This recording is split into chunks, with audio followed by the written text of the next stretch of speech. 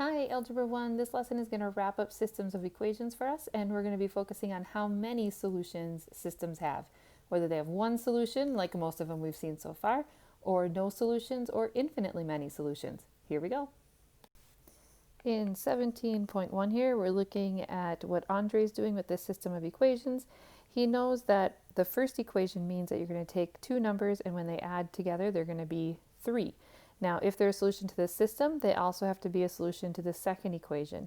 So you're going to choose any two numbers that add up to 3, and then you're going to also plug them into the second equation to see if they are a solution there as well. Hopefully you're noticing something kind of interesting as you're plugging numbers into both of these. Let's look a little bit more at this equation or system and try to solve it. So I'm going to take this first one, and I'm going to do this by substitution. So I'm going to take my first equation and I'm going to get x by itself. So I'm going to subtract y from both sides and I end up with x equals negative y plus 3. Now, since I know that that's what x equals, I'm going to take this negative y plus 3 and I'm going to put it in here for x. So again, it's substitution. I just had to do a little rearranging first. And so now my second equation, when I substitute this in for x, will be 4 times negative y plus 3 equals 12 minus 4y. So now I'm going to go ahead and solve this for y. When I try solving this for y, as I work through it, I end up losing all of my y's. I added 4y to both sides right here, so now I have no y's left anywhere. I ended up with 12 equals 12. Now that is a true equation. 12 does equal 12. So what does that mean for our system? Well, if you try solving it algebraically like this and you end up with something that's true, like 12 equals 12, that's going to mean that there's an infinite number of solutions. So that's why no matter what numbers you were picking, it was making both equations true. Now if I graph it to see what's happening here, I'm going to turn on the graph for x plus y equals 3. You can see the red line there.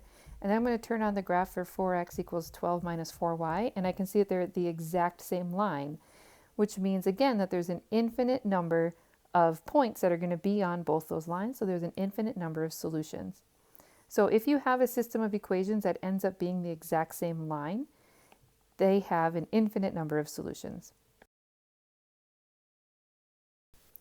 Here's my two equations. This first one is for the family that bought 4 pool passes and 2 gym memberships for $96. And here's the girl that bought 2 pool passes, one for herself and a friend, and a gym membership for $72. And here's what my variables represent. Number 2 says we're going to solve it algebraically. So I rewrote it down here. I'm going to do substitution. I'm just going to rearrange this equation to get g by itself so that I can substitute. So I'm going to subtract 2p from both sides and end up with g equals negative 2p plus 72. So now I could take this and I could plug it into the first equation for g. And when I do that, I would have 4p plus 2 times, instead of g, I'm going to write negative 2p plus 72 equals 96. So go ahead and solve that for p. When I start solving it, after I use a distributive property, I'm combining these like terms, but that means I have no p's left. So I have 144 equals 96. That is not true. And so what that means for my equation is that I solved it, my variables disappeared, and I ended up with something that was false. So that means there's going to be no solutions here. I can verify this by graphing. I typed in both equations. I had to use x and y instead of p and g. But when I do that, I ended up with 2 lines that are parallel. Now I could verify that the slope is the same by making slope triangles and just double checking that. But they end up with parallel lines, which means there's no place where these cross, which means there is no solution to the equation. So going back to this problem, it means there is no possible price for pool memberships and gym memberships that could end up with these two scenarios. So something was goofy with their pricing. The next thing you come up to in your lesson is a card sort. We are going to be doing this in class on our in-class review day. Okay, let's jump ahead to the lesson summary and take a few notes. The first example they give you is this one right here. This would be an example of a system that has one solution, and that solution is going to be right here where they cross. If we solved this algebraically, it looks like we could use elimination and add the two systems together, or two equations together. We would end up with one value for x and one value for y that makes them true. The next thing you see is system 2, and this is an example of one that has infinitely many solutions.